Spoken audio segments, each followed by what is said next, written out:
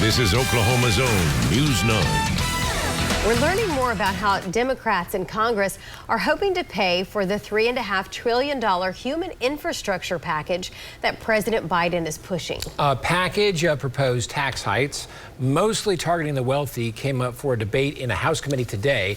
News 9's Alex Cameron has the details now from our Washington bureau.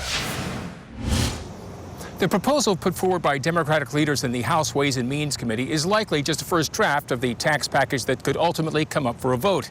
But it does show where things are headed. It's time for corporate America and the wealthiest 1% of Americans to just begin to pay their fair share. The president's words to Congress back in April have now turned into legislation, a partial rollback of the Trump 2017 tax cuts being pushed through committee in a matter of hours. This is not the way you're supposed to do business. The First District's Kevin Hearn couldn't be more opposed. He says leaders are not allotting enough time to fully review the proposal, and the timing is awful. Here we are coming out of COVID. We're raising taxes. The Democrats are proposing to raise taxes to the highest level ever. Tax rates in America have been much higher than what Democrats are proposing, but they would be an increase over current rates. The tax on top individual earners would go from 37% back up to 39.6%. The top rate for long-term capital gains would go from 20 to 25%. You're getting a smaller and smaller group at the top paying more and more of the taxes. Democrats say this is getting the wealthiest to pay their fair share.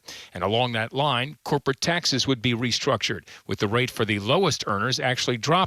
Moderate earners staying at 21%, while the rate for the biggest, most successful corporations would jump to 26.5%. And that's not conducive for doing, job creation in America and attracting businesses from around the world. Hearn says in the end, debating this is just a waste of time because over in the Senate, where they'll need the vote of every Democrat, moderates like Joe Manchin of West Virginia have said they will not vote for anything this expensive.